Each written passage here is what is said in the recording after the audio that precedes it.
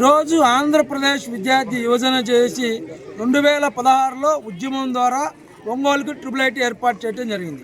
2016 నుంచి ఎన్నో పోరాటాల ద్వారా ఒంగోలు ఏర్పాటు చేయాలని చెప్పి కోరుకోవటం, అసెంబ్లీలో తీర్మానం కూడా ఒంగోలు పేరు మీదే ఉంది. అయితే రాజకీయ నాయకులు స్వార్థ ప్రయోజనాల కోసం ఎక్కడైతే రియల్ ఎస్టేట్ వచ్చిందో అక్కడ పెట్టే విధంగా ఈరోజు మరి బల్లిపల్లి కనిగిరి తీసుకెళ్ళడానికి అర్థం పడడం లేదు. ఈరోజు అడుగుతున్న రాజకీయ నాయకులు పిల్లలు ఎక్కడ చదువుతున్నారు? రాజకీయ నాయకుల పిల్లలు ఏమన్నా అడవుల్లో చదువుతున్నారా?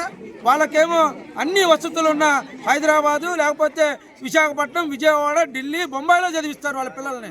అంటే వీళ్ళు రాజకీయ నాయకుల పిల్లలు కాదా? వీళ్ళు పేద పిల్లలైనా? వీళ్ళు ప్రభుత్వ పాఠశాల నుంచి వచ్చారని నిర్లక్ష్యం వహిస్తున్నారని చెప్పి ఈరోజు ప్రజాప్రతినిధులు గట్టిగా వార్నింగ్ ఇస్తున్నాం. ఎందుకంటే మీ పిల్లలు ఎక్కడ చదువుతున్నారు? అందుకని చెప్పి వీళ్ళు పేద పిల్లలని చెప్పి ట్రిపుల్ ఐటీ చదివే వాళ్ళందరినీ వీళ్ళు ఉన్నత విద్య కలిగిన వాళ్ళు, వీళ్ళు మట్టిలో మాణిక్యం లాంటి వాళ్ళు, ఇలాంటి విద్యార్థులను తీసుకెళ్ళి అక్కడ మన బల్లిపల్లి కనిగిరిలో పెడతారా అంటున్నా. ఏం వసతులు ఉన్నాయి కనిగిరిలో? ఎట్టి పరిస్థితులు ఒప్పుకునేదే లేదు. ఈరోజు రాష్ట్ర ముఖ్యమంత్రి గారు ఆలోచించాలి, విద్యాశాఖ మంత్రి నారా లోకేష్ గారు ఆలోచించాలి, ప్రకాశం జిల్లా ప్రజాప్రతినిధులు ఆలోచించాలి. ఒంగోలు నుంచి కదిలిస్తే ఎట్టి పరిస్థితులు ఊరుకునేదే లేదు.